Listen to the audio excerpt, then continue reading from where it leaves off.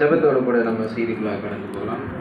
அன்பின் இயேசுவே, ஆண்டவரை நீர் கொடுத்திருந்த அருமையான மாலை வேலைக்காக நன்றி ராஜா. ஆண்டவரை மட்டுமாய் காத்து வழிநடந்த கிருபைக்கு கோடான கோடி ஸ்தோத்திரம் அப்பா. அப்பா, இங்கே வந்திருக்கிற ஒவ்வொரு பிள்ளைகளும் நீங்கள் ஒரு இசை கண்ணோக்கி பாருங்கள். அநேக தேவைகளோடு வந்திருப்பாங்க. நீங்கள் அவங்க கூட பேசுங்க சுவாமி. அப்போ அவங்களுடைய வார்த்தை அவர்களுக்கு அதோட பிரயோஜனமாக இருக்கு. நீங்கள் கிருபை பாராட்டுங்க. வர தடைப்பட்டிருக்கிற ஒவ்வொருவரையும் ஆண்டவரை நீ சீக்கிரமாக கூடி வந்து சேர்க்க வேண்டுமாய் சொல்லுங்கள். இப்போ இயேசு கிறிஸ்துவின் ஜெபத்திலும் தேவைக்கிறோம் பிதாவே. ஓகே,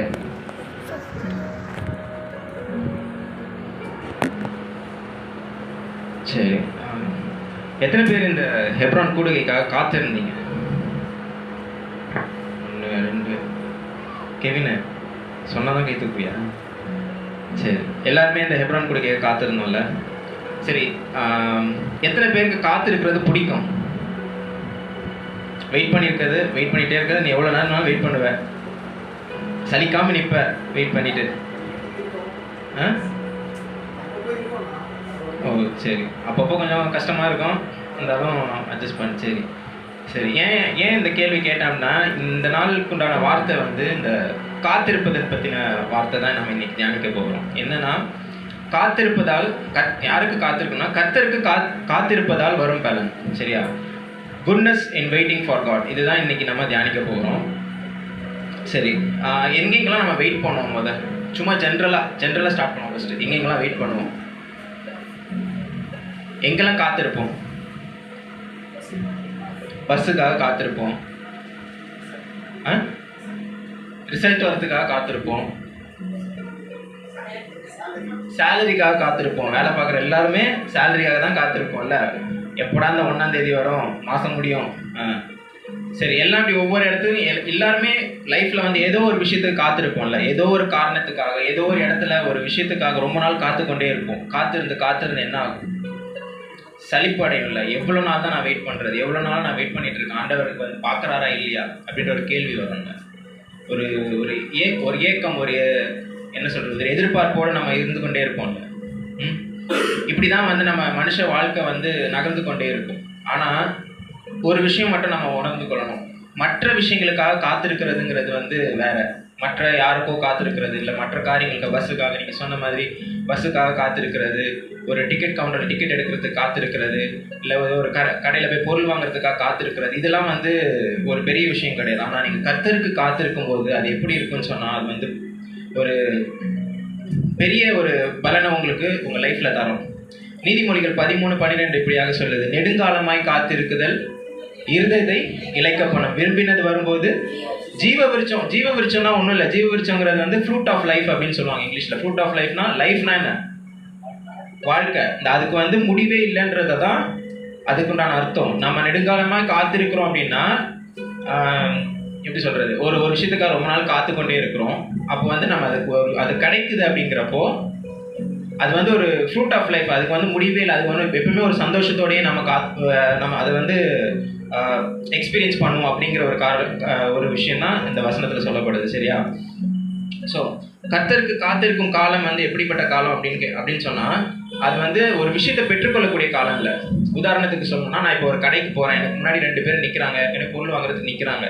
நான் 3ஆவதாக போய் நிற்கிறேன். கடைக்காரர் என்ன பண்ணுவா? போனவனே கொடுத்துருவாரா? கொடுக்க மாட்டார். அந்த 2 பேர் கொடுத்துட்டு தான் வருவார். அந்த 2 பேர் கொடுக்குறதுக்கு எல்லா பொருள்லாம் கொடுத்து பில்லாம் போகிறதுக்கு ஒரு 5 நிமிஷம் ஆகுது. அந்த 5 நிமிஷங்கிறது நான் அடுத்து வாங்குவதற்குண்டான, அந்த பொருளை வாங்குவதற்குண்டான காலம். கரெக்டாக? அந்த பொருளை வாங்குறதுக்கு எனக்கு ஒரு 5 நிமிஷம் ஆகுது. இதுவே நம்ம கர்த்தருக்கு காத்திருக்கிற காலங்கிறது என்ன அப்படின்னா, அவருடைய ஆசீர்வாதத்தை பெற்றுக்கொள்ளக்கூடிய அந்த டைம் ஃப்ரேம் கிடையாது.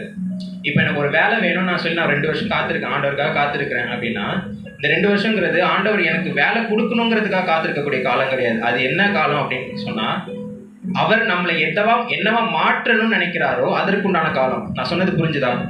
அந்த 2 வருஷம் நான் வேலைக்காக காத்திருக்கிறேன்ல, ஆண்டவருக்காக காத்திருக்கிறேன், அப்போ கொடுப்பாருன்னு சொல்லி காத்திருக்கிறேன்னா, நான் என்னவா மாறணும், என்னவா உருவாக்கணும், என்னவா டிரான்ஸ்ஃபார்ம் பண்ணணும் அப்படின்னு ஆண்டவர் சித்தம் வச்சிருக்கிறாரோ அதற்குண்டான டைம் ஃப்ரேம். ஆண்டவர் வந்து உன்னை வெயிட் பண்ண வைக்கணும் அப்படிங்கிறது வந்து அவருடைய நோக்கம் இல்லை.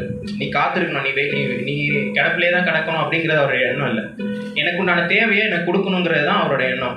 ஆனால் அதை பெற்றுக்கொள்வதற்குண்டான தகுதியை நான் அடையணும்னு ஆண்டவர் நினைப்பார். அவர் வந்து இப்போ நான் 2 வருஷம் காத்திருந்து ஒரு வேலையை பெற்றுக்கொள்கிறேன் அப்படின்னா, இப்போ நான் காலேஜ் முடித்த உடனே நான் வேலை எனக்கு கிடச்சிருச்சுன்னு சொன்னால் கை கால் புரியாமல் ஆடுவேன். காசு கையில் வரும், நான் எப்படி இருப்பேன்? திடீர்னு ஒரு அமௌண்ட் எனக்கு அக்கௌண்ட்டில் போடுறாங்கன்னா நான் ஒரு மாதிரி ஆகிடுவேன். அதனால் கொஞ்சம் எனக்கு வந்து ஒரு பக்குவம் வரணுங்கிறதுக்காக 2 வருஷம் ஆண்டவர் வெயிட் பண்ணிக்கலாம். அந்த பக்குவத்துக்காக தான் ஆண்டவர் வெயிட் பண்ண வச்சது. அதை முதல்ல நம்ம புரிஞ்சுக்கணும். ஏன் ஆண்டவர் என்னை வெயிட் பண்ண வைக்கிறார், ஏன் எனக்கு வந்து காத்திருக்க வைக்கிறார் அப்படின்னு சொல்லி நம்ம ஆண்டவரை கொஸ்டின் பண்ணக்கூடாது. அண்ட் இன்னொரு விஷயம் என்னென்னா, waiting for God is not wasting time, waiting for God is investing time. அதாவது ஆண்டவருக்காக காத்திருப்பது என்பது வந்து வீணான நேரம் கிடையாது, அது வந்து முதலீடு செய்யக்கூடிய ஒரு நேரம். அதை நம்ம புரிஞ்சுக்கணும். முதலீடு பண்ணால் என்ன வரும், நம்மளை கடைசியில் ப்ராஃபிட் வரும். கரெக்டாக ஒரு பலன் நிச்சயமாக வரும். ஆண்டவருக்காக காத்திருக்கும் போதும் அதே தான். ஆண்டவருக்காக நீங்கள் காத்திருக்கிறீங்கன்னு சொன்னால் நிச்சயமாக உங்களுக்கு உண்டான பலன் கைக்கு வரும். அதனால நம்ம ஆண்டவருக்காக காத்திருக்கும் போது ஏன் நம்ம ஆண்டவருக்காக காத்திருக்கணும் அப்படின்னு சொல்லி நம்ம வந்து ஆண்டவரை விட்டு விலகிறதோ இல்லை விசுவாசத்தில் வந்து குறைபட தொடங்குறதோ அந்த மாதிரியான காரியங்களை நம்ம தவிர்க்கணும். ஏசாயா 49ஆம் அதிகாரம் 23ஆவது வசனத்தோட 2வது பகுதி வாசிங்க. நான் கர்த்தர் இருக்கும் பாருங்க, அதுலேருந்து படிப்ப வாசிங்க. 49 ஐசாயா 49:23 2வது பகுதி நான் கர்த்தர்னு இருக்கும். ரைட் சைடில் இருக்கும் பாருங்க. இது யார் சொல்றா? கர்த்தர் சொல்றாரு. நான் கர்த்தர், நான் சொல்றேன் எனக்காக நீ காத்திருக்கிறேன்னு சொன்னா வெட்கம் அடையவே மாட்ட அப்படிங்கிறது தான் ஆண்டவர் சொல்றாரு. இது உங்களுக்காக, இப்போ இங்க இருக்கிற எல்லாருக்காகவும் சொல்றாரு. நீ எனக்காக காத்திருக்கிறல்ல, நீ நிச்சயமா வெட்கப்படவே மாட்ட, வெட்கப்பட விட மாட்டேன் அப்படிங்கிறது தான் ஆண்டவர் வந்து நமக்காக சொல்லக்கூடிய விஷயம்.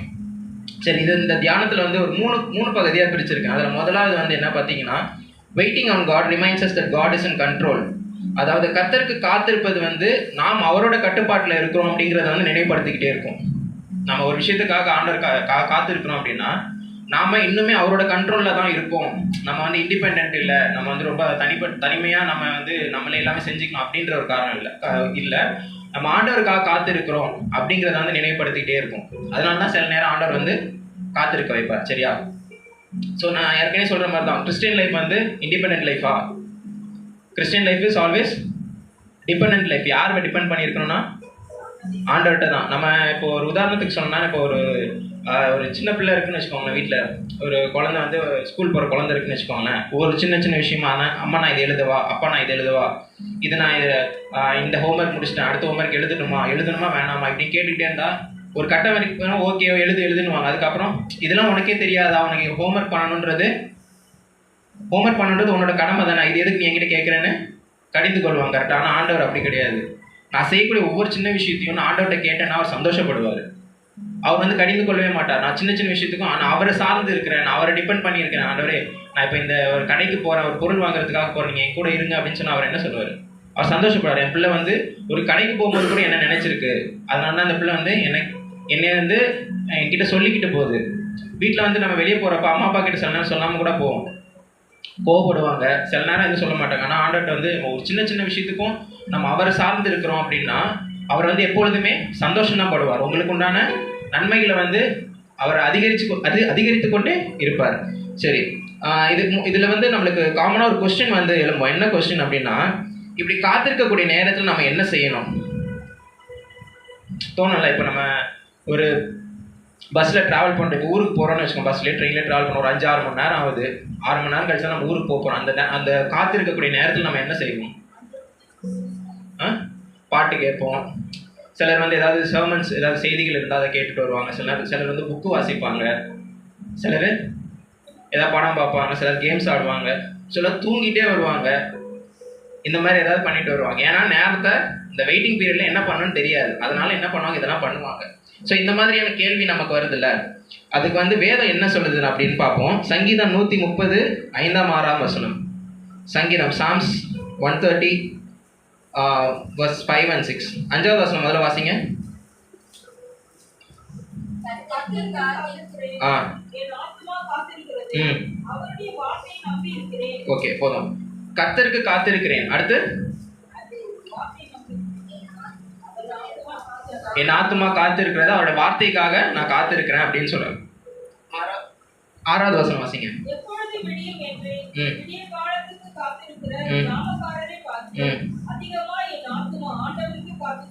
ஓகே, இது இந்த வசனத்தை வாசிக்கும் போது இதுதான் ரொம்ப கீ ஹைலைட்டான வசனம். என்ன அப்படின்னா, இந்த ஜாமக்காரர் அப்படிங்கிறது ஒன்றும் இல்லை, வாட்ச்மேன் தான். வாட்ச்மேன்ங்கிறது தான் வந்து ஜாமக்காரர்னு போட்டிருக்காங்க.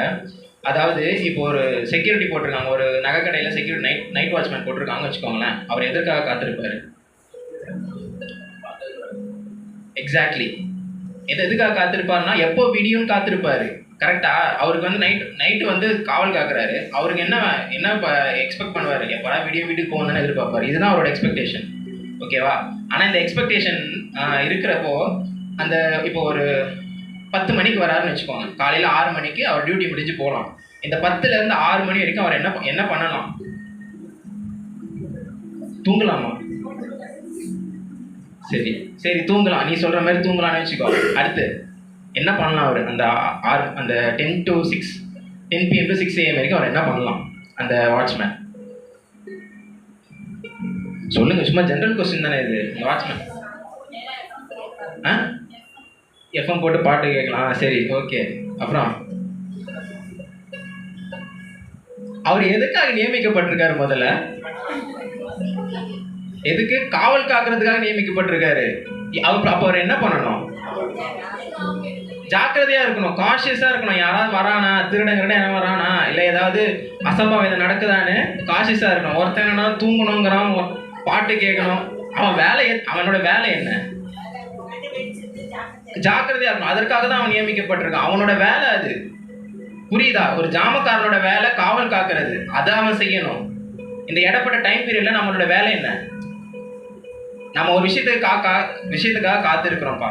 ஓகேவா? இப்போ நம்ம விஷயத்துக்காக காத்திருக்கிறோம். ஆண்டவர் வந்து அது வந்து எக்ஸாக்ட்லி ப்ரிப்பேர்டா இருக்கணும். நம்ம என்ன ஆனாலும் அந்த இடத்துல நம்ம ஒரு விஷயத்த செய்யறதுக்கு ப்ரிப்பேர்டா இருக்கணும். அதுதான் நாம செய்ய வேண்டிய வேலை. ஆனா அவனோட எக்ஸ்பெக்டேஷன் என்னது? விடியறதுக்காக காத்திருக்கான். அவனோட எக்ஸ்பெக்டேஷன் வேற. ஆனா அந்த டைம் ஃப்ரேம்ல அவன் என்ன செய்யறான்? ப்ரிப்பேர்டா இருக்கணும், காஷியஸா இருக்கணும், எந்த அசம்பாவிதமும் நடக்காம பார்த்துக்கணும். அதுதான் அவனோட வேலை. அதற்காக தான் அவன் நியமிக்கப்பட்டிருக்கான். அதை தான் அவன் செய்யணும். ஆனா அவனோட எக்ஸ்பெக்டேஷன் வேற. எப்போ விடியும் தான் காத்திருக்கான். விடிய வைக்கிறது அவனோட வேலையா? சூரியன் வந்து உதயமாக்கணும் அது அப்படிங்கிறது அவனோட வேலையா? கிடையாது. அது அவனோட வேலையே கிடையாது. சூரியன் உதயமாகணும், அது வரைக்கும் அவன் என்ன பண்ணணும்? காவல் காக்கணும். அதுக்காக தான் அவன் நியமிக்கப்பட்டிருக்கான். கரெக்டா? இப்போ நான் உங்களை கேட்குறேன், சூரியன் உதயமாக்குறது யாரோட வேலை? யாரோட வேலை? ஆண்டவருடைய வேலை. ஆண்டவர் தான் என்ன பண்ணாரு? எகிப்து தேசத்துல சூரியன் உதிக்க கூடாதுன்னா இரவா இருக்கட்டும் அப்படின்னா இரவா தான் இருந்தது இல்ல. அது அவரோட கண்ட்ரோல்ல இருக்கு. அவரோட கண்ட்ரோல்ல இருக்கத அதை பத்தி நாம என்ன பண்ணணும்? கேர் பண்ணிக்க வேண்டாம். அவரோட வேலையை அவர் செய்வாரு. நமக்கு கொடுக்கப்பட்டிருக்க வேலையை தான் என்ன பண்ணணும்? நாம செய்யணும். அதேதான் நம்மளுடைய கிறிஸ்தவ வாழ்க்கையிலுமே உங்களுக்கு உண்டான கொடுக்கப்பட்டிருக்க வேலை என்ன? விசுவாசத்தை காத்துக்கொள்ளணும். அதுதான் உங்களுக்கு கொடுக்கப்பட்டிருக்க வேலை. உங்களுக்கு உண்டான ஆசீர்வாதத்தை கொடுக்கறதுக்கு ஒரு டைம் ஃப்ரேம் இருக்கும். அது ஆண்டவர் கொடுக்குறேன்னு சொல்லியிருப்பார். ஆனா அதை பெற்றுக்கொள்ள வரைக்கும் விசுவாசத்துல நிலைச்சு நிற்கணும். அதுலேருந்து பேக் அடிக்கவே கூடாது. அது மட்டும் விசுவாசத்துல மட்டும் நான் நிலைச்சு நின்றா போதுமா? கிடையாது. ஒரு சில விஷயங்கள் செய்ய சொல்லுவார். இந்த விஷயத்த நீ பண்ணாதனா பண்ணக்கூடாது. பாவம் பண்ணாத, மற்றவங்களுக்கு விரோதமா பொய் சொல்லாத. 10 கட்டளைகள் தான் வச்சுக்கோங்களேன். பொய் சொல்லாத, திருடாத, களவு பண்ணாத, வேற என்ன, தாய் தகப்பனுக்கு இதெல்லாம் பண்ணுன்னு சொன்னா அதை நீ பண்ணிட்டு நீ விசுவாசத்துல நிலைச்சு அமைதியா காத்திருக்கணும். அதுதான் உன்னோட வேலை. அவரோட வேலையை அவர் பார்ப்பாரு. புரியுதா? அதனால அந்த நேரத்தில் நான் என்ன பண்றதுன்னு தெரியாம தேவையில்லாத விஷயங்கள் நான் வந்து இன்டல்ஜ் பண்ணுவோம். நம்ம என்ன பண்ணுவோம் அப்படின்னா, சரி அது வரும்போது வரட்டும், நம்ம அது வரைக்கும் ஜாலியாக ஒரு லைஃப் நம்ம லீட் பண்ணுவோம்னு சொல்லிட்டு என்ன பண்ணுவோம்? பாவமான பழக்க வழக்கங்களை ஸ்டார்ட் பண்ணுவோம். கரெக்டாக? இதுதான் நம்ம வந்து கிறிஸ்தவ வாழ்க்கையில் மோஸ்ட்டாக பண்ணக்கூடியது. ஆசீர்வாதம் வரும்போது வரட்டும், நம்ம அது வரைக்கும் சும்மாவே உட்காந்துட்டு இருக்கிறது. நம்ம அது வரைக்கும் என்ன பண்ணுவோம்? நமக்கு பிடிச்ச விஷயங்கள் எல்லாம் பண்ணுவோம். அது ஆண்டவருக்கு பிடிக்குதோ பிடிக்கலையோ, அவர் செய்யுன்னு சொல்கிறாரோ செய்யாதான்னு சொல்கிறார், அதெல்லாம் நம்ம அதை பற்றி நம்மளுக்கு கவலை இல்லை. நம்ம செய்கிறத நம்ம செய்வோம் அப்படின்னு சொல்லி நம்ம லைஃப்பை நம்ம பார்த்துட்டு போயிடும். ஆனால் அப்படி இருக்கக்கூடாது. ஆண்டவர் வந்து உங்களை ஒரு சில விஷயங்கள் செய்யணும் அப்படின்னு சொல்கிறாருன்னா நீங்கள் அதை மட்டும் செய்யுங்க, வேறு எதையும் செய்யக்கூடாது. இதுதான் வந்து ஆண்டவர் சொல்கிறாரு. ஸோ அந்த சங்கீதக்காரர் என்ன சொல்கிறாருன்னா, ஜாமக்காரரை பார்க்கிலும் அதிகமாக நான் வந்து காத்துட்ருக்கேன் அப்படின்னு. ஜாமக்காரர் எதற்காக காத்திருப்பான்? விடிறதுக்காக காத்திருப்பான். அதை விட நான் அதிகமாக காத்திருக்கிறேன். ஓகேவா? இப்போ 5வது வசனத்தை திருப்பி வாசிங்க.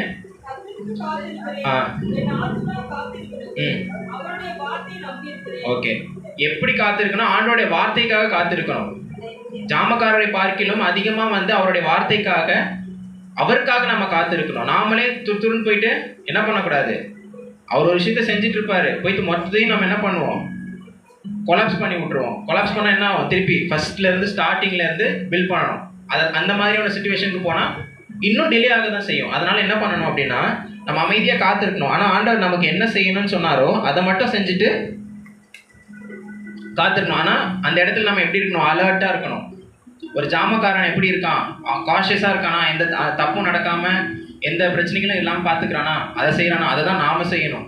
அதுக்காக தான் ஆண்டவர் வந்து நம்மளை அழைத்திருக்கிறார், அதை நம்மளை தெரிந்தும் கொண்டு இருக்கிறார். ரெண்டாவதாக என்னன்னு பார்த்தீங்கன்னா, waiting on God allows God to do his work. இதுதான் நான் இப்போ சொன்னேன். கர்த்தருக்காக காத்திருப்பது வந்து அவருடைய வேலையை செய்கிறதுக்கு வழிவகுக்கும். அவர் வந்து நம்மளுக்காக ஒரு சில விஷயங்களை செய்யணும்னு நினைப்பாரு. அதுக்கு சில டைம் எடுக்கும்.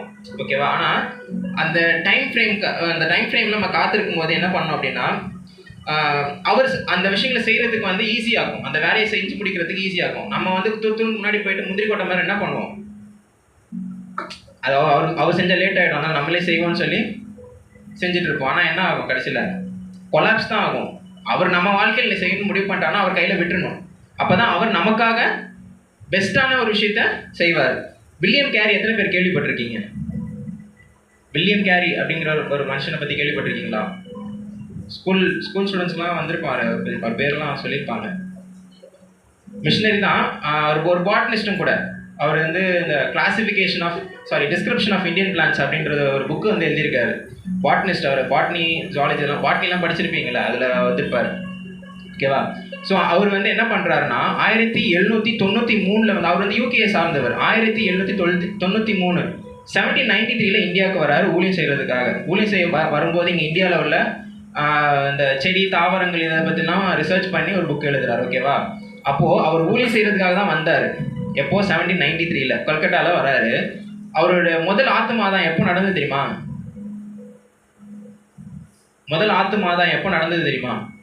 1800. 7 வருஷம் ஊழியம் பண்ணுறாரு. ஒருத்தர் கூட மனம் மாறல, ஆண்டவர் ஏற்றுக்கொள்ளலை. 7வது வருஷத்துக்கு அப்புறம் தான் என்ன ஆகுது? ஒருத்தர் மனம் மாறுறாரு. அவருக்கு எப்படி இருந்திருக்கும்ல? கொஞ்சம் யோசிச்சு பாருங்க. நம்ம வந்து ஒரு 5 நிமிஷம் ஒரு கடையில் நின்றுட்டோன்னா, அண்ணாச்சி கொடுக்குறீங்களா இல்லையா, டைம் ஆகுது, வீட்டில் எல்லாம் ரெடி பண்ணணுன்றாங்க, நீங்கன்னா இப்படி இவ்வளோ பொறுமையாக கொடுத்துட்ருக்கீங்கன்னு கேட்போம்ல. இவர் எப்படி 7 வருஷம் எதற்காக? ஒரு ஆத்மாவை ஆதாயம் பண்ண முடியுமான்னு சொல்லி ஏங்கிட்டு இருக்காரு. 7 வருஷம் காத்து இருக்கிறாரு வில்லியம் கேரி. அப்போ பாருங்க, அவருக்கும் நிறைய கேள்விகள் வந்திருக்கும்ல. நம்ம ஆண்டவருக்காக தானே ஊழியம் செய்யணும், ஆண்டவருடைய வார்த்தையை பிறகு சொல்லணும் தானே வந்திருக்கோம். ஆனால் அவங்க ஏற்றுக்கொள்றதுக்கு வந்து இவ்வளோ வருஷம் ஏன் ஆகுது? ஆண்டவர் கொஞ்சம் நம்மளுக்கு ஹெல்ப் பண்ணக்கூடாதா அப்படின்னு சொல்லி அந்த கேள்வி அவருக்கும் வந்திருக்கும். நமக்கும் நிறைய நேரங்கள் அப்படிதான். நம்ம ஏன் இவ்வளோ நாள் காத்திருக்கணும்? எதற்காக ஆண்டவர் இத்தனை நாள் காத்திருக்க வச்சிருக்காருன்னா, அவர் ஒரு பிளானோட தான் காத்திருக்க வச்சிருப்பாரு. அவர் ஒரு வேலையை செய்யறதுக்காக தான் இது எல்லாமே பண்ணிட்டு இருப்பார். ஆனால் நம்ம என்ன பண்ணுவோம்? ஏன் இப்போ நடக்கலை? நம்மளுக்கு உடனே தோன்ற கேள்வி, ஏன் இப்போ இல்லை? நான் நல்லது தான் பண்ணணும்னு நினைக்கிறேன், நல்ல விஷயம் தான் பண்ணணும்னு நினைக்கிறேன், ஏன் அதை நான் இப்போ பண்ணக்கூடாதா? இப்போ அது நடக்காதா அப்படின்னு தானே நம்ம யோசிப்போம்னா, ஒரு விஷயத்த மட்டும் நம்ம புரிஞ்சுக்கணும். எப்போவுமே ஆண்டவருடைய டைமிங்கை வந்து ட்ரஸ்ட் பண்ணுங்க.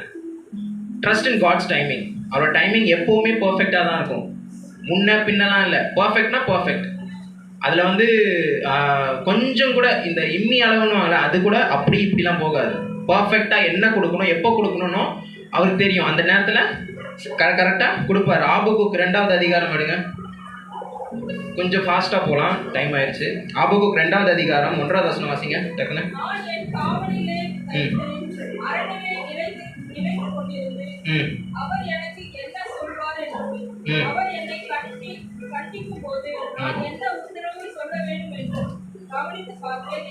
ஓகே, இதில் வந்து என்னன்னா, நான் வந்து அவர் என்ன சொல்வார், நான் ஏதாவது தப்பு செஞ்சால் அவர் எப்படி என்னை கடிந்து கொள்வார், அவருக்கு எனக்கு கொஸ்டின் பண்ணால் நான் என்ன சொல்லணும்னு சொல்லி நான் ரெடியாக காத்துட்டு இருக்கேன்.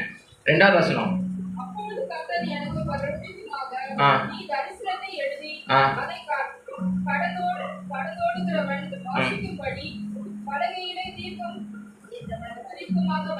ஓகே, இப்போ என்ன சொல்றாரு அப்படின்னா, ஆபகுக் தீர்க்கதரிசிக்கு வந்து ஆண்டவர் சொல்றாரு, நான் உனக்கு சொல்ல போறத வந்து எல்லாரும் அடுத்து பின்னாடி வரவங்க வாசிக்கிறதுக்காக எழுதுங்கிறாரு. 3வது வசனம், இதுதான் ஹைலைட். இது வாசிங்க. ஓகே, ஒரு நிமிஷம் கொஞ்சம் கொஞ்சமா போவோம். குறித்த காலத்துக்கு தரிசனம் இன்னும், அது அந்த வார்த்தை ரொம்ப முக்கியம், அதை விட்டுறக்கூடாது. குறித்த காலத்திற்கு தரிசனம் இன்னும் வைக்கப்பட்டிருக்குன்னா என்ன அர்த்தம்? இன்னும் இருக்குன்னு அர்த்தம். கரெக்டான டைம். குறித்த காலம்னா என்ன? நோட் பண்ணி வச்சிருக்க டைம். அந்த நான் ஏற்கனவே சொன்னேன், ஆண்டவர் நோட் பண்ணுற டைம்ன்றது வந்து உனக்கு வந்து 25 வயசுல வந்து உனக்கு வேலை கொடுக்கணும், 28 வயசுல கல்யாணம், அது கிடையாது. உன்னை என்னவா மாற்றணும்னு நினைக்கிறாரோ அதுதான் குறித்த டைம். அதை நம்ம புரிஞ்சுக்கணும். ஓகேவா? நம்ம ஒரு விஷயத்துக்காக காத்திருக்கிறோம் அப்படின்னா எந்த டைம்ல வந்து நம்ம கொடுக்கணும்னா, நீ இப்படி மாறிட்டேன்னா உனக்கு இது வரும், இப்படி நீ பக்குவப்படணும், உன்னை வந்து நான் மோல்ட் பண்ணிட்டு இருக்கேன், உன்னை வந்து நான் செதுக்கிட்டு இருக்கேன், இந்த மாதிரி இந்த லெவலுக்கு வந்துட்டேன்னா உனக்கு இந்த ஆசீர்வாதமோ இல்லை உனக்கு உண்டான தேவையோ நான் கொடுத்துருவேன். இதுதான் வந்து குறித்த டைம். சரி, குறித்த காலத்துக்கு தரிசனம் இன்னும் வைக்கப்பட்டிருக்குது. அடுத்து, முடிவிலே விளங்கும், பொய் சொல்லாது. ஓகே, முடிவில் அது விளங்கும். முடிவிலே அது விளங்கும்னா என்னது?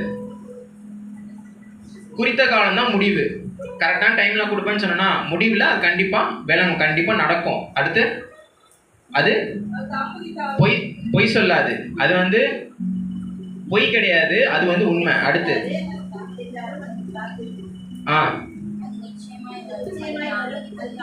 ஓகே, இப்போ இது வந்து கொஞ்சம் கான்ட்ராடிக்ட் ஆகிற மாதிரி இருக்கா வாசிக்கும் போது? கடைசி பாட்டு திருப்பி வாசிங்களேன். இல்ல கடைசி அந்த ஓகே, இங்க என்ன இல்லைங்க, அது தாமதித்தாலும் அதற்கு காத்திரு. அப்படின்னா என்ன அர்த்தம்? டிலே ஆனாலும் வெயிட் பண்ணு, அதுக்கப்புறம் அது நிச்சயமாய் வரும். அப்புறம் தாமதித்தாலும் அதற்கு காத்திரு, அது தாமதிப்பதில்லை. இது என்ன எனக்கு புரியவே இல்லையே.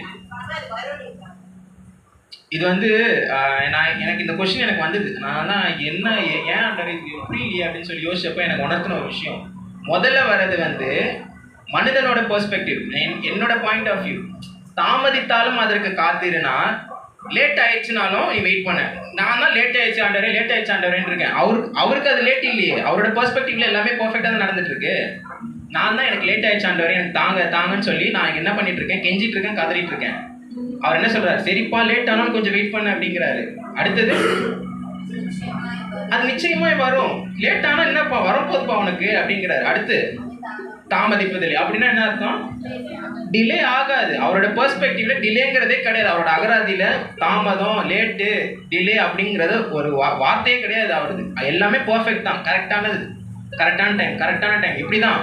அதனால நம்ம என்ன புரிஞ்சுக்கணும்னு சொன்னா, டிலே ஆயிடுச்சு, ஏன் ஆண்டவரே டிலே அப்படின்னு சொல்லி நம்ம கேட்டுட்டு இருக்காம அவரோட டைமிங்ல மட்டும் நம்ம கரெக்டா ஃபோக்கஸ் பண்ணணும். டைமிங்கை வந்து நம்ம நம்பணும் அப்படின்னு சொன்னா சரியான நேரத்துல நிச்சயமா கொடுக்க போறாரு. ஒரு விஷயம் நமக்கு ஆண்டவர் தாமதிக்கிறார் மாதிரி தோணுச்சு அப்படின்னா ஒரு விஷயம் புரிஞ்சுக்கோங்க, உங்களை கொண்டு பெரிய ஆசீர்வாதத்தை வந்து ஒரு பிளான் பண்ணி வச்சிருக்காருன்னு அர்த்தம். உங்களை பெரிய சாட்சியா நிறுத்த போறாருன்னு அர்த்தம். உங்களை குறித்து, உங்களை வச்சு ஒரு தோண்டு போன ஒரு விசுவாசத்துல ஒரு குறைவுபட்ட ஒரு ஆத்மாவை வந்து தட்டி எழுப்ப போறாருன்னு அர்த்தம். அதற்கு நீங்க வந்து என்ன பண்ணணும்? ஆண்டவர் என்ன ஒரு கருவியா பயன்படுத்துறாரு. என் வாழ்க்கையில டிலே ஆகுது, என் வாழ்க்கையில வந்து தாமதம் ஆகுதுன்னா என்ன வந்து ஒரு கருவியா பயன்படுத்த போறாருன்னு அர்த்தம். அப்ப நம்ம என்ன பண்ணணும்? சந்தோஷம் அடையணும். நன்றி ஆண்டவரேன்னு சொல்லுங்க. ஆண்டவரே, நீங்க எனக்கு தாமதிச்சாலும் நீங்க கொடுப்பீங்க, நான் விசுவாசிக்கிறேன், அதுக்கு எனக்கு பலன் தாங்கன்னு சொல்லி கேளுங்க. இந்த வெயிட்டிங் பீரியடை வந்து எனக்கு கஷ்டமா இருக்கு, நீங்க எனக்கு பலன் மட்டும் கொடுங்க ஆண்டவரே. இதை நான் எப்படி ஓவர் கம் பண்ணணும், இதை எப்படி நான் ஃபேஸ் பண்ணணுன்றதுக்கு உண்டான ஸ்ட்ரென்த் எனக்கு தாங்க. என்னால் நான் நிற்கவே முடியாது, நான் உங்களை நம்புறேன், நீங்க கொடுக்குற ஸ்ட்ரென்த்து தான் என்னால் நிற்க முடியும், எனக்கு ஸ்ட்ரென்த்து தாங்கன்னு சொல்லி ஆண்டவர் பார்த்து கேளுங்க. நிச்சயமா அவர் அதற்குண்டான ஸ்ட்ரென்த்து கொடுப்பாரு. அடுத்து என்னன்னா, அவர் வந்து வேலை செய்து கொண்டு தான் இருக்கிறாரு. சில நேரம் வந்து நம்மளால் அதை விளங்கி கொள்ள முடியாது. நான் வந்து இவ்வளோ நாள் ஒரு விஷயத்துக்காக ப்ரிப்பேர் ஆகிட்டு இருக்கேன், காத்துட்டு இருக்கேன், ஆனால் ஒன்றுமே ஒரு சிம்டம் கூட தெரிய மாட்டேங்குது அப்படின்னு சொல்லி சில நேரம் நம்மளுக்கு வந்து கேள்வி வரும். இந்த சீனாவை சேர்ந்த அந்த மூங்கில், சைனீஸ் பேம்புன்னு சொல்லுவோம், அந்த செடி பற்றி, அந்த அந்த மரத்தை பற்றி கேள்விப்பட்டிருக்கீங்களா? சைனீஸ் பேம்புன்றது சீன மூங்கில். அதோட விதையை வந்து விதைச்சோன்னு சொன்னால், விதைச்சி தண்ணி ஊற்றணும்னு சொன்னால் உடனே வந்து முளைச்சிரும். சின்னதாக ஒரு இலை வந்து வந்துடும், உடனே வந்துடும், சீக்கிரமாகவே வந்துடும். அதுக்கப்புறம் 5 வருஷம் அப்படியே தான் இருக்குமா. யோசிச்சு பாருங்க, நான் டெய்லி தண்ணி ஊற்றணும், டெய்லி தண்ணி ஊற்றி இருக்கணும். 5 வருஷமா இந்த இலை அப்படியே தான் இருக்குமா. ஒரு மாற்றமும் ஒரு முன்னேற்றமும் நமக்கு தெரியவே தெரியாது. அந்த 5 வருஷம் முடிஞ்சு அடுத்த 90 நாளில் 90 அடி உயரம் வரைக்கும் வளருமா. புரியுதா? 5 வருஷத்துக்கு ஒன்றுமே தெரியல, அடுத்த 90 டேஸில் 90 ஃபீட் வரைக்கும் வளருது அப்படின்ற இதில் சொல்லப்பட்டிருக்கு. அப்போ யோசிச்சு பாருங்களேன், இப்போ வந்து 5 வருஷத்தில் வந்து இந்த மரம் வளர்ந்துதா, 90 நாளில் வளர்ந்துதா, இல்லை மொத்தமாக சேர்ந்து அந்த 5 வருஷம் 90 நாளில் வளர்ந்துதா? எதில் வளர்ந்தது? 5 வருஷத்தில் வளர்ந்துதா? 5 வருஷம் 90 நாளில் வளர்ந்துதா? இதில் தான் நம்ம வந்து ஒரு சில விஷயங்களை புரிஞ்சுக்கணும். அந்த மரம் வளர்ந்தது என்னவோ 90 நாளில் தான். அந்த 5 வருஷம் என்ன ஆயிட்டு இருந்தது தெரியுமா? கீழே அது வந்து 90 அடி வரைக்கும் வளர்கிற மரம். அதுக்கு வந்து பேஸ்மெண்ட் வந்து ஸ்ட்ராங்காக இருந்தால் தான் சின்ன சின்ன பெரிய பெரிய காற்று வந்தாலும் ஸ்ட்ராங்காக நிற்கும். அதுக்கு வந்து பேஸ்மெண்ட் முக்கியம் இல்லை. அந்த 5 வருஷம் நல்லா ஸ்ட்ராங்காக அந்த வேர் எல்லாமே கீழே படர்ந்து போயிட்டுருக்கு. நம்ம இங்கேருந்து பார்க்குறதுக்கு என்ன தெரியும்? ஒன்றுமே தெரியாது. அப்படியே இருக்க என்னடா வளருதா இல்லையா, ஒன்றுமே ஒரு சிம்டமும் தெரியுமா, ஒரு முன்னேற்றமும் தெரிய மாட்டேங்குன்னு சொல்லி நம்ம யோசிச்சுட்டு இருப்போம். ஆனால் கீழே அது பெருசாக வளர்ந்துக்கிட்டே தான் இருக்குது, நம்மளால் அதை பார்க்க முடியாது, அவ்வளோதான். நீங்கள் யோசிச்சுப்பேன், நான் ஒரு மாதம் 2 மாதம் தண்ணி ஊற்றுறேன், அது வளரவே இல்லை. இல்லை ஒரு வருஷம் கூட ஊற்றுறேன்னு வச்சுக்கோங்களேன், தண்ணி ஊற்றிட்டே இருக்கேன், வளரவே இல்லை. அதுக்கப்புறம் சரி இதுதான் வளர மாட்டேங்குதுன்னு சொல்லி விட்டுட்டு போயிட்டேன்னா அது என்ன ஆகும்? முடிஞ்சுது. அதுக்கப்புறம் அதோட வளர்ச்சி அவ்வளோதான், ஸ்டாப் ஆகிடும். ஆனால் நான் அது வந்து தொடர்ந்து ஊற்றிக்கிட்டே இருந்தேன்னா என்ன ஆகுது? 5 வருஷத்துக்கு அப்புறம் 90 நாளில் 90 அடி வரைக்கும் வளருது. இதுதான் நம்மளும் பண்ணணும். நம்ம வந்து ஒரு சில நேரங்களில் வந்து ஆண்டவர் வந்து விசுவாசத்தை உறுதியாக பற்றிக்கொள்னு சொல்லும் போது, விசுவாசத்தை பற்றி கொண்ட மட்டும் எனக்கு என் வாழ்க்கையில் என்ன நடக்குது அப்படின்னு சொல்லி ஒரு கேள்வி வரும். நம்ம சரி ஓகே அவ்வளோதான், இதுக்கப்புறம் ஒன்றுமே இல்லை அப்படின்ற மாதிரிலாம் தோணும். ஆனால் ஆண்டவர் பின்னாடி வேலை செய்து கொண்டு இருக்கிறார் அப்படிங்கிறத நம்மளால் விளங்கிக் கொள்ள முடியாது. ஒரு டைம் வரும், அந்த டைம் வரும்போது என்ன ஆகும் அப்படின்னா, டக்குன்னு ஒரு அப்படிங்கிறதுக்குள்ள என்ன ஆகும், நமக்கு இத்தனை நாள் காத்திருந்தது கிடைக்கும் போது எப்படி இருக்கும்? ஜீவ விருட்சம் போல இருக்கும். ஏன்னா இவ்வளோ வருஷம் நான் காத்திருந்துட்டேன், நெடுங்காலமாக நான் காத்திருந்துட்டே இருந்திருக்கேன். இப்போ அது கிடைக்கும் போது எனக்கு வந்து அது ஜீவ விருட்சம் போல இருக்கும். ஆனால் அதில் நான் ஒரு விஷயம் மட்டும் மிஸ் பண்ணக்கூடாது. என்னது? விசுவாசம். நான் ஒவ்வொரு முறை நான் இங்கே இருந்து பேசும்போது நான் சொல்கிற விஷயம், இந்த கிறிஸ்டியன் வந்து கிறிஸ்டியானிட்டியை ஹோல்ட் பண்ணுறதே என்னது? ஃபெய்த்து தான். கிறிஸ்தவத்தை தாங்கி பிடிச்சி நிறுத்துறதே என்னது? விசுவாசம். அந்த விசுவாசம்ன்றது தூக்கிட்டோன்னா கிறிஸ்டியன் லைஃபே இல்லை. வேதம் சொல்லுது என்ன, ஒருத்தன் விசுவாசிக்காமல் என் மேலே அன்பு செலுத்த முடியாது. விசுவாசம்னா எல்லாத்துக்கும் மேலே, எல்லாத்துக்கும் முதன்மையாக இருக்கிறது விசுவாசம். அப்போது நம்ம அந்த விசுவாசத்தில் விட்டு ஒருபோதும் ஒரு சின்ன செகண்டு கூட அதை விட்டு நம்ம விலகவே கூடாது. ஸோ அதனால தான் அவர் வந்து வேலை செய்து கொண்டு தான் இருக்கிறார். நாம் என்ன பண்ணணும்? முந்திரி கொட்டை வேலை பண்ணவே கூடாது. அமைதியாக அவரோட டைமுக்காக காத்திருக்கணும். சரியா? சரி, அடுத்தது 3வது விஷயம், waiting on God increases my strength. நான் அவருக்காக காத்திருக்கும் போது அவர் வந்து என்னை பலவானாய் மாற்றுவார். கொஞ்ச நேரம் முன்னாடி விக்கி கூட பேசினான். அவர் வந்து பலவானாய் மாற்றுவதற்காக தான் என்ன பண்ணுறாரு அப்படின்னா, என்னை வந்து கொஞ்ச நேரம் வெயிட் பண்ண வைக்கிறார். ஓகேவா? ஸோ இதில் இங்கே என்ன நடக்குது அப்படின்றத விஷயங்கள் நம்ம பார்ப்போம். சில நேரம் வந்து அதில் வந்து ஒரு ஹிடன் பெனிஃபிட் இருக்குது, ஒரு மறைக்கப்பட்ட ஒரு நல்ல விஷயம் இருக்குது. என்ன அப்படின்றத பார்ப்போம். ஏசாயா 40:31 வாசிங்க. ஏசாயா சாப்டர் 40:31.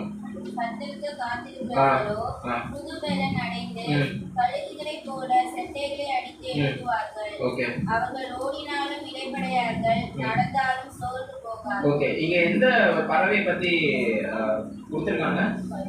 கழுகு. ஏன் வந்து கழுகு வந்து கொடுத்துருக்காங்க? நிறைய பறவைகள் இருக்குல்ல, ஏன் கழுகு வந்து ஆண்டவர் வந்து கோட் பண்றாரு, வேற வசனத்துல சொல்லப்பட்டிருக்கு அப்படின்னா, பறக்கிறதுல வந்து பறவைகள் பறக்கிறதுல வந்து 3 விஷயம் இருக்கு. ஒன்று வந்து ஃபிளாப்பிங் சொல்லுவோம். ஃபிளாப்பிங் அப்படிங்கிறது என்னதுன்னா சிறகு வந்து அடிக்கிறது. அடுத்தது வந்து கிளைடிங் சொல்லுவாங்க. கிளைடிங்னா என்னது?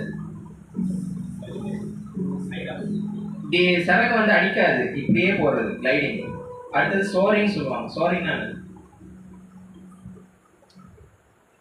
இப்படி போறது, மேல எவ்வளவு உயரமானாலும் பறக்கக்கூடிய இதுதான் சோரிங். இந்த சோரிங் அப்படிங்கிற எபிலிட்டி வந்து இந்த கழுகுக்கு தான் இருக்கு.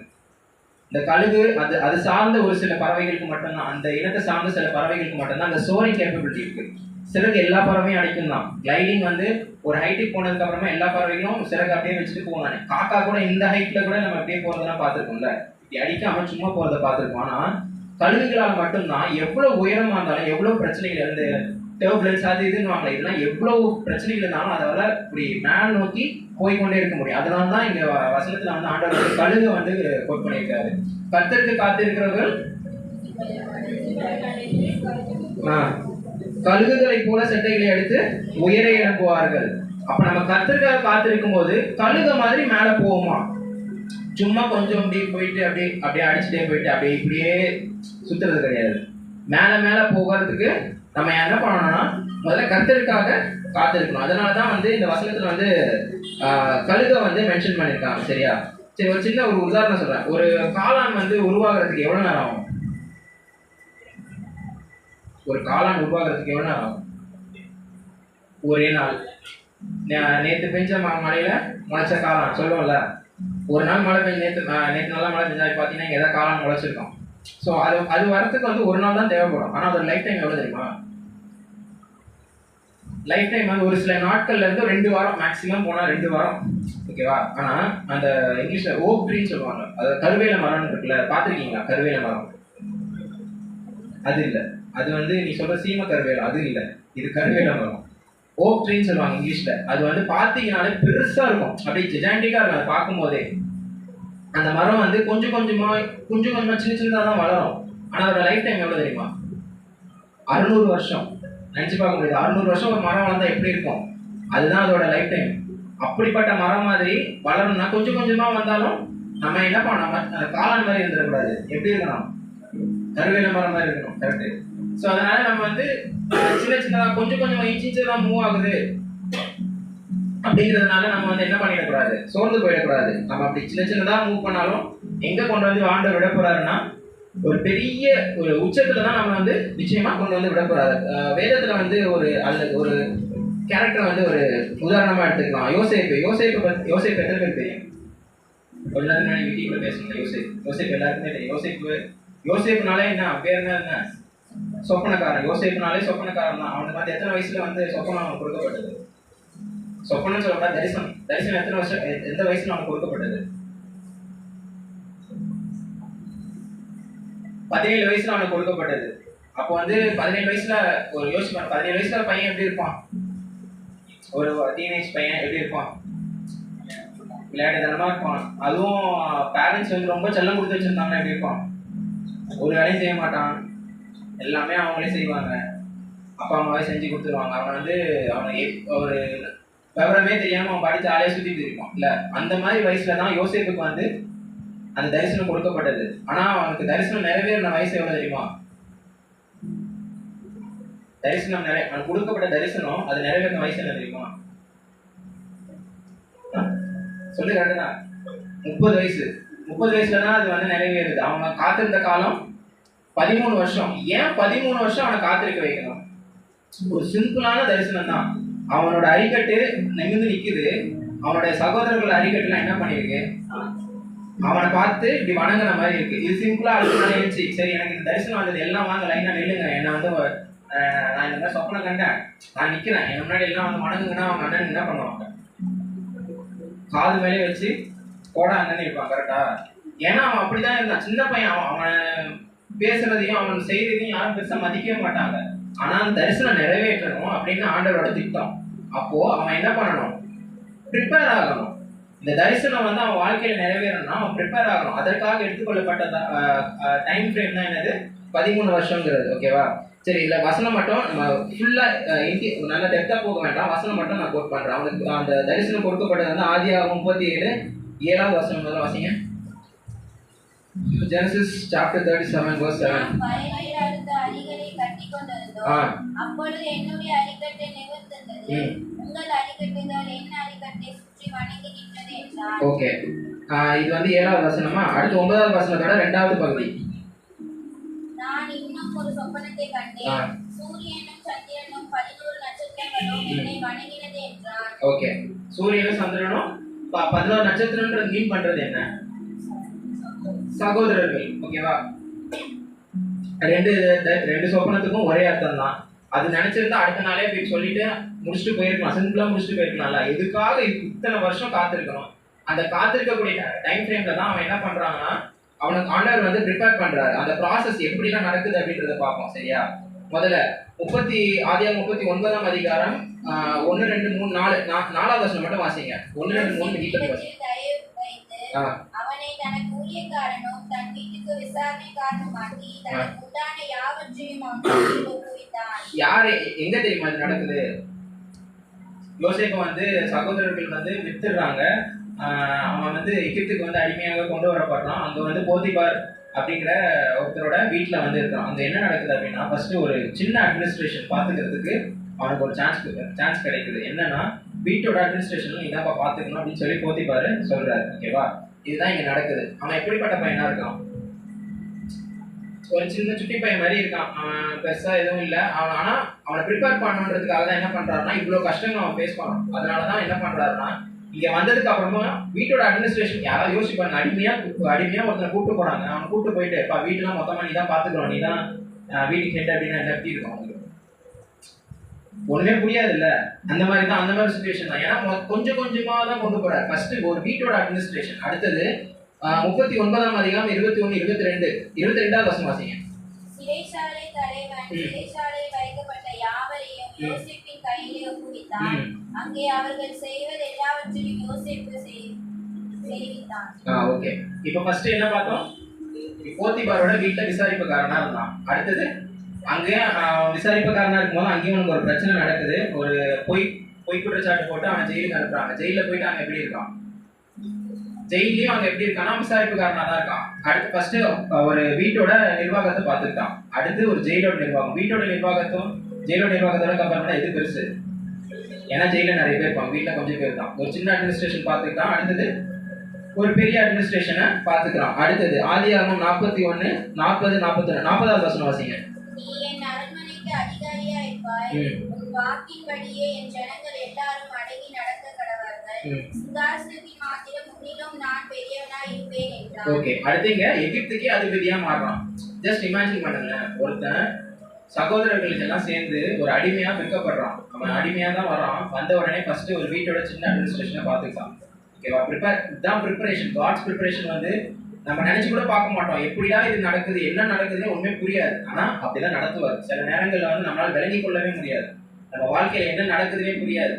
நம்மளுக்கு கொடுக்கப்பட்ட வாக்கு தத்துவம், நம்மளுக்கு கொடுக்கப்பட்ட தரிசனம் என்ன ஆச்சு, ஏன் இப்படி நடக்குதுன்ற மாதிரி நமக்கு நிறைய கேள்விகள் வரும். ஆனா ஆண்டோட நடத்துதலை யாராலையுமே புரிந்து கொள்ள முடியாது. ஆனா நடத்துதல் எப்பொழுதுமே எப்படி இருக்குன்னா பர்ஃபெக்டா தான் இருக்கும். முதல்ல ஒரு சின்ன அட்மினிஸ்ட்ரேஷன் கொண்டு வந்தார், வீட்டோட பார்த்து போகா அப்படின்னு. அடுத்து ஜெயிலோட அட்மினிஸ்ட்ரேஷனை பார்த்துக்கணும். அடுத்து எங்க?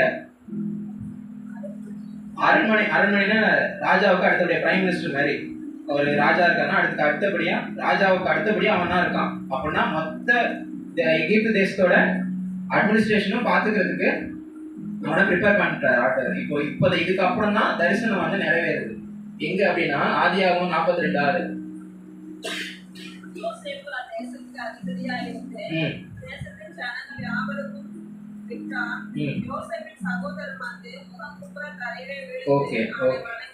ஓகே, இப்போ பாருங்க 37:7 என்ன பார்த்தோம்? அவனோட அரிக்கட்டை வந்து மற்ற சகோதரர்கள் அரிக்கட்டுகள் என்ன பண்ணுச்சு? வணங்கின மாதிரி நினைச்சா. இதுதான் தரிசனம். இதை நிறைவேறதுக்கு 13 வருஷம். அதுவும் என்னென்ன கஷ்டம்லாம் பட்டான் பாருங்க. ஒரு அடிமையா விற்கப்படுறான். அதுக்கப்புறமா அதுவும் சொந்த சகோதரர்களாலே அடிமையா விற்கப்படுறான். அங்க போய் ஒரு பொய் குற்றச்சாட்டு. அதுக்கப்புறம் ஜெயிலுக்கு போறான். ஜெயில அங்கேயும் ஒரு அட்மினிஸ்ட்ரேஷனை பார்க்கறான். அதுக்கப்புறம் எங்க வந்து நிக்கிறான்? ஜெயில் அட்மினிஸ்ட்ரேஷனுக்கு அப்புறம் எங்க வந்து நிக்கிறான்? அரண்மனையில வந்து நிக்கிறான். எதுக்கு அரண்மனையில வந்து நிக்கிறான்னா மொத்த தேசத்தோட அட்மினிஸ்ட்ரேஷனையும் பார்த்துக்கிறதுக்கு வந்து நிக்கிறான். அப்ப யோசிப்பாரு, அவர் வந்து ஈஸியா கொண்டு போயிருக்கலாம். சிம்பிளா பாப்பா அப்படின்னு எடுத்துட்டு போய் அங்க உட்கார வச்சிருக்கலாம், இல்லைன்னா அந்த தரிசனத்தை நிறைவேற்றி இருக்கலாம். ஆனா அவரோட பிளான் வந்து புரிந்து கொள்ளவே முடியாது. ஆனா அவர் பிளான் பெர்ஃபெக்ட் பிளான். அதை வந்து சொதப்பல்லாம் எதுவுமே இருக்காது. நான் பிளான் பண்ணா சொதப்போம், நீங்க பிளான் பண்ணா சொதப்போம். அவர் பிளான் பண்ணிட்டாருன்னா எப்பவுமே அது பெர்ஃபெக்டா தான் இருக்கும். அதுதான் இங்க நடக்குது. ஃபர்ஸ்ட் ஒரு சின்ன அட்மினிஸ்ட்ரேஷன், அடுத்து ஒரு பெரிய அட்மினிஸ்ட்ரேஷன், அதுக்கும் பெரிய அட்மினிஸ்ட்ரேஷனுக்கு கொண்டு வந்துட்டார். அதுக்கு அப்புறம் தான் இதெல்லாம் நடக்குது. நம்ம நினைச்சிருக்கலாம் சரி இதனாலதான் அவன் வந்து அதிபதி ஆகணும் அப்படிங்கிறதுனாலதான் வந்து ஆண்டவர் வந்து இப்படிலாம் கூப்பிட்டு வந்துட்டாரு, அதனாலதான் இதெல்லாம் நடந்தது. ஆனா கொஞ்சம் யோசிச்சு பாருங்க, அவர் அதுக்கும் மேல ஒரு விஷயம் செஞ்சிருக்காரு. இவனோட தரிசனம் நிறைவேறணும், அவ்வளவுதானே, சிம்பிள் தானே. ஆனா இங்க ஒரு தேசமே என்ன ஆகுது, பஞ்சத்துல இருக்கு. அது நம்மளுக்கு புரியல. இவ்வளவு பார்த்தோம். எதுக்கு ஒரு தேசம் வந்து பஞ்சத்துல இருக்கணும்? எகிப்திலேயே ஒரு பஞ்சம், பெரிய கொடிய பஞ்சம் 7 வருஷம் இருக்குல்ல, எதுக்காக இது கொண்டு வரணும்னா ஒன்றும் ஒரு விஷயமும் கிடையாது. அங்க என்ன நடக்க போனா இவனோட தரிசனம் நிறைவேறணும். அதுக்காக தான் இவ்வளவு பெரிய பிளான். புரியுதா சொல்றது? அவன் வந்து அவன் கஷ்டப்படுறான் தான், அடிமையா விற்கப்பட்டு நிறைய பிரச்சனைகளை ஃபேஸ் பண்றான் தான். ஆனா அவனுடைய தரிசனம் நிறைவேறணுன்றது ஆண்டவருடைய தீர்மானம். அதனால என்ன பண்றாருன்னா ஒரு தேசத்துக்கே பஞ்சம் உருவாகுது. இதுதான் ஆண்டவருடைய பிளான். நம்ம வந்து நினைச்சு கூட பார்க்க மாட்டோம், என்னடா இது அப்படிங்கிற மாதிரி இருக்கும். இதுதான் வந்து மிராக்கிள், இதுதான் வந்து சூப்பர் நேச்சுரல் பவர்ங்கிறது. ஆண்டவர் வந்து ஒரு விஷயத்த பண்ணணும்னு நினைச்சிட்டாருன்னா யாரை வேணாலும் என்ன வேணாலும் பண்ணுவாரு, எப்படி வேணாலும் நடக்கும். நம்ம வந்து அதை ஒரு சின்ன விஷயம் கூட யோசிக்கவே முடியாது. இது எப்படி நடந்தது, இதுக்கு சாத்தியமே இல்லை. யார் வேணா என்ன வேணா சொல்லட்டும், இதுக்கு சாத்தியம் இல்லை, இது பண்ண முடியாது அப்படின்னா ஆண்டவர் வந்து நான் பார்த்துக்கிறேன். இதுதான் ஆண்டவரோட பதிலா இருக்கும். அதுக்கு நாம என்ன பண்ணணும்? ஆண்டவருக்காக காத்திருக்கணும், அமைதியா காத்திருக்கணும். அவர் சொல்ற வேலையை மட்டும் செய்யணும்.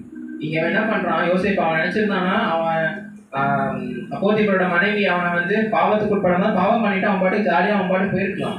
செய்யல. அவன் ஆண்டவருக்கு கீழ்ப்படைந்தான். ஆண்டவருக்கு விரோதமா நான் இந்த பாவத்தை செய்ய மாட்டேன்னு சொல்லி அவன் ஸ்டபனா நின்றதுனாலதான் அவன் எங்க கொண்டு வந்து நிறுத்தினார்னா ஒரு தேசத்தின் அதிபதியா மாற்றினார்.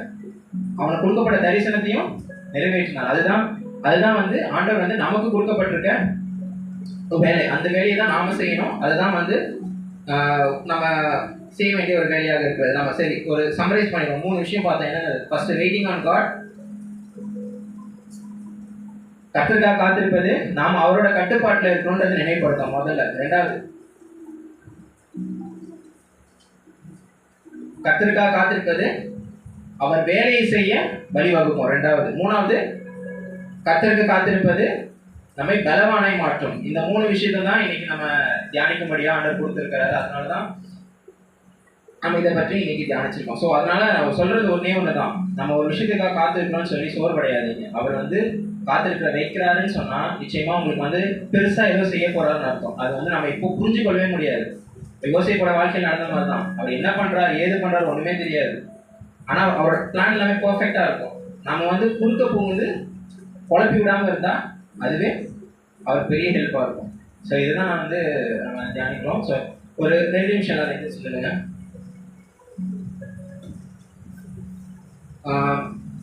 இது என்னன்னா இப்போ வந்து நம்ம நிறைய விஷயங்களுக்காக காத்துட்டு இருக்கோம். ஒவ்வொருத்தருக்கும் ஒவ்வொரு தேவைகள் இருக்கும், அதுக்காக நம்ம காத்துருக்கோம். ஜஸ்ட் கண்ணை மூடிட்டு நம்ம ஆண்டவர்கிட்ட வந்து அறிக்கை பண்ண போறோம். நான் காத்திருக்க தான் போறேன் ஆண்டவரே, நீங்க பார்த்துக்கோங்க அப்படின்னு சொல்லி எல்லாருமே கண்களை மூடலாம். சரி, கண்களை மட்டும் மூடுங்க. வாய்கள் நல்லா விரிவா திறந்து அறிக்கை பண்ணுங்க. நான் காத்திருக்க போறேன்னு சொல்லுங்க. காத்திருப்பேன் அற்புதங்கள் பேரும் வரை காத்திருப்பேன்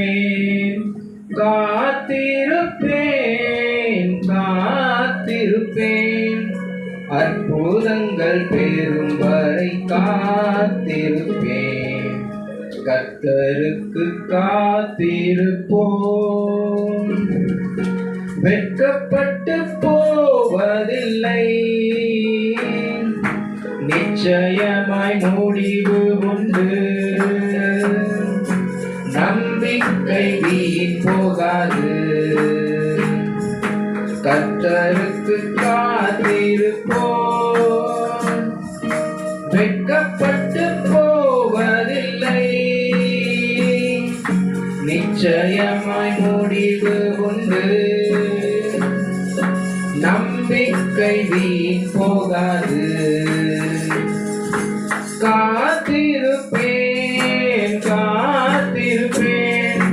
அற்புதங்கள் பெறும் வரை காத்திருப்பேன்.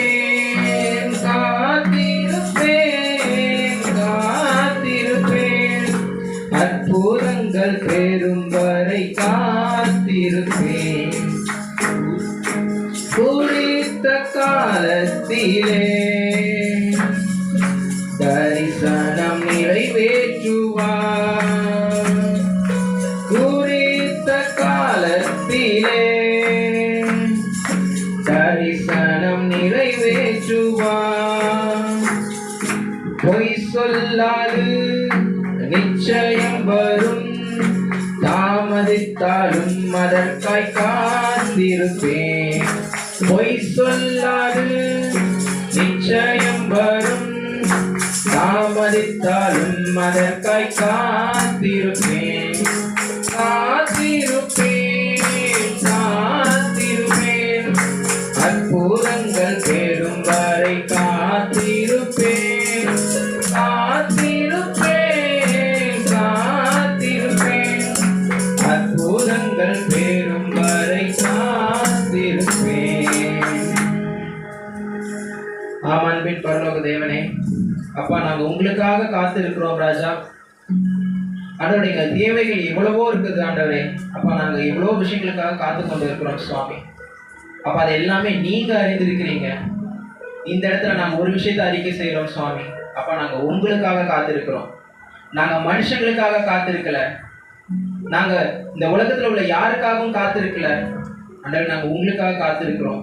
எங்களுக்கான காரியத்தை நீங்க செய்வீங்கன்னு சொல்லி விசுவாசிக்கிறோம் சுவாமி. ஆண்டவரே, நாங்கள் விசுவாசத்தை ஒருபோதும் விடாதபடி ஆண்டவரே நீங்க எங்களுக்கு பலன் தாங்க. நான் எங்களுடைய சுயத்தை சார்ந்து நாங்க நின்னோம்னா நாங்க நிச்சயமா விழுந்துருவோம் ஆண்டவரே. அப்பா நீங்க எங்களுக்கு பலன் தாங்க. உங்களுடைய பலனால மட்டும்தான் நாங்க நிற்க முடியும். இந்த வெயிட்டிங் பீரியட் எவ்வளவு நேரமாக இருந்தாலும் சரி சுவாமி. அப்ப அதை நாங்க தாங்கிக் கொள்வதற்கும் பொறுத்து கொள்வதற்கும் எங்களுக்கு பலன் தாங்க. எங்களை நீங்க எப்படி உருவாக்கணும்னு நினைக்கிறீங்களோ அந்த விதத்தில் நாங்க உருவாவதற்கு எங்களை பக்குவப்படுத்துங்க சுவாமி. எங்களுடைய குறைகளை, எங்களுடைய குற்றங்கள் ஆண்டவரை நீங்க எங்களுக்கு நினைவுபடுத்துங்க. அதை நாங்க விட்டு ஆண்டவரே அப்போ உங்களுடைய சமூகத்துல நின்று சுவாமி அதை அந்த பாவங்களை அறிக்கை செய்து அதை விட்டு சுவாமி அப்ப நாங்க ப்ரிப்பேர் ஆவதற்கு நீங்க கிருபை பாராட்டுங்க. எந்த காரணத்தை கொண்டும் சுவாமி அப்பா இந்த உலகத்தை சார்ந்து நாங்க இல்லாதபடி, உலகத்துல உள்ள மக்களை நம்பி அவங்களுக்காக வெயிட் பண்ணாதபடி ஆண்டவரே, எங்களுக்கு ஒரு சின்ன தேவைனாலும் சின்ன விஷயம் வேணும்னாலும் சுவாமி ஆண்டவர் நாங்க உங்களுக்காக காத்திருக்கணும்ப்பா. உங்களுக்காக நாங்க காத்திருக்கும் போது ஆண்டவர் நீங்க சொல்லியிருக்கீங்க, எனக்காக காத்திருக்கிறவர்கள் ஒருபோதும் வெட்கம் அடைய மாட்டார்கள் ஆண்டவர்.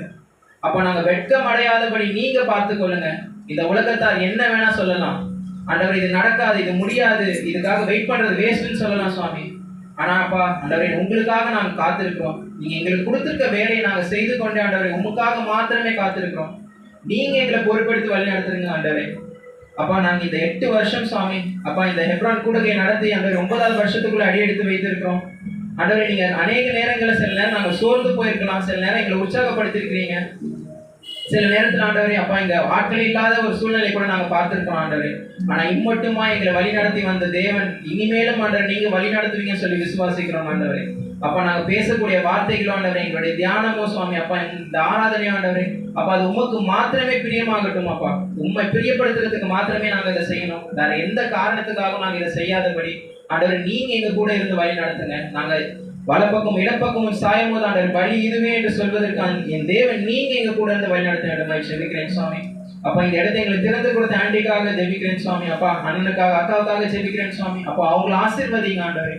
அவங்களுடைய தேவைகள் எல்லாவற்றையுமே சார்ந்தீங்க அப்பா ஆண்டவரே. அநேக தேவைகள் அவங்களுக்கு இருக்கலாம் ஆண்டவரே, ஃபினான்ஷியலாவோ இல்ல ஃபேமிலி ரிலேட்டடாவோ பர்சனலாவோ எவ்வளவோ தேவைகள் இருக்கும். அப்பா அது எல்லாமே உங்களுக்கு தெரியும், நீங்க நிச்சயமா செய்வீங்கன்னு சொல்லி நாங்க விசுவாசிக்கிறோம் ஆண்டவரே. இயேசுவின் நாமத்தினாலே அப்பா அது நிறைவேறட்டும் ஆண்டவரே. அப்பா எந்த குறைவுகளும் இல்லாதபடி அப்பா எல்லாமே குறைவுகள் எல்லாம் நிறைவாய் மாறட்டும் ஆண்டவரே. இதே இடத்துல அவங்க இந்த மாவடி பட்டணத்துல இந்த சபையும் சரி, இந்த சபையை சார்ந்த எல்லாரும் ஒரு சாட்சியாக இருக்கிறோம் ஆண்டவரே. அப்படிப்பட்டதான ஒரு பெரிய அதிசயத்தையும் அற்புதத்தையும் எங்க வாழ்க்கையில நீங்க செய்யுங்க அப்பா. இதே போல அதிகமான ஒரு திரள் கூட்டத்தை ஆண்டவரை நீங்க எங்களுக்கு கொடுங்க. அதன் மூலமாக ஆண்டவரே அப்பா உங்களுடைய வார்த்தை ஒருவருக்காவது போய் சேர்ந்து அதன் மூலமாக ஆண்டவரே அவர்கள் மனம் மாறுவதற்கும் அப்பா அவங்களுக்குள்ள இருக்கக்கூடிய விஷயங்களை அவங்க உங்களிடத்துல அறிக்கை செய்து அந்த தவறான பாவ பழக்க வழக்கங்களை விடுவதற்கும் நீங்க தயப்பாராட்ட வேண்டும் செபிக்கிறேன் ஆண்டவரே. இப்ப படித்துக் கொண்டிருக்க பிள்ளைகளுக்கு நல்ல ஞானத்தை தாங்க, நல்ல புத்தியை தாங்க, தெளிந்த புத்தியோடு நடந்து கொள்ள கிருபை பாராட்டுங்க சுவாமி. அப்ப டீனேஜ்ல இருக்கக்கூடிய பிள்ளைங்களுக்கு ஆண்டவரே வழி தவறி போகாதபடி ஆண்டவரே அப்ப அவங்க எப்பொழுதும் உண்மையை சார்ந்து வாழ கிருபை பாராட்டுங்க. அப்ப வேலைக்காக காத்து கொண்டிருக்கிறவர்கள் நல்ல வேலை வாய்ப்பை கட்டளையிடுங்க. அப்ப வேலையில முன்னேற்றத்துக்காக காத்து கொண்டிருக்கிறவர்கள் நல்ல முன்னேற்றத்தை நீங்க கொடுக்க வேண்டுமா செபிக்கிறேன் சுவாமி. அப்ப திருமணத்திற்காக காத்து கொண்டிருக்க பிள்ளைகளுக்கு ஏற்று நல்ல ஒரு வாழ்க்கை துணை தாங்க ஆண்டவரே. அப்பா திருமணமாய் குழந்தைக்காக காத்து கொண்டிருக்கிற எல்லாருக்கும் ஆண்டவர் ஏற்று நல்ல ஒரு கர்ப்பத்தின் கனியை நீர் கொடுக்க வேண்டுமாய் ஜெபிக்கிறேன் சுவாமி. அப்பா ஃபினான்ஷியலாகவும் சரி, அப்பா ஒரு இந்த பட்டணத்தினால ஒரு வீடு கட்ட முடியுமான்னு சொல்லி சில பேர் ஏங்கி கொண்டு இருக்கலாம். அப்பா அது எல்லாமே செய்வதற்கு உங்களால் முடியும். இது எங்களால் முடியவே முடியாது, ஆனால் உங்களால் முடியும் ஆண்டவர். நிச்சயமாய் ஒவ்வொருத்தரையும் பொறுப்பெடுத்து வழிநடத்த வேண்டுமாய் ஜெபிக்கிறேன். துதி கனம் மகிமை யாவையும் உமக்கே செலுத்துகிறோம். மீட்பர் இயேசு கிறிஸ்துவின் ஜெபத்தில் வேண்டிக் கொள்ளும் நல்ல பிதாவே, ஆமென். சேர்ந்து சொல்லலாம். என் ஆத்துமாவே கர்த்தரை ஸ்தோத்திரி, என் முன்னே பிரசனாமத்தை ஸ்தோத்திரி, என் ஆத்துமாவே கர்த்தரை ஸ்தோத்திரி, கர்த்தர் சேர்த்தார்கள்.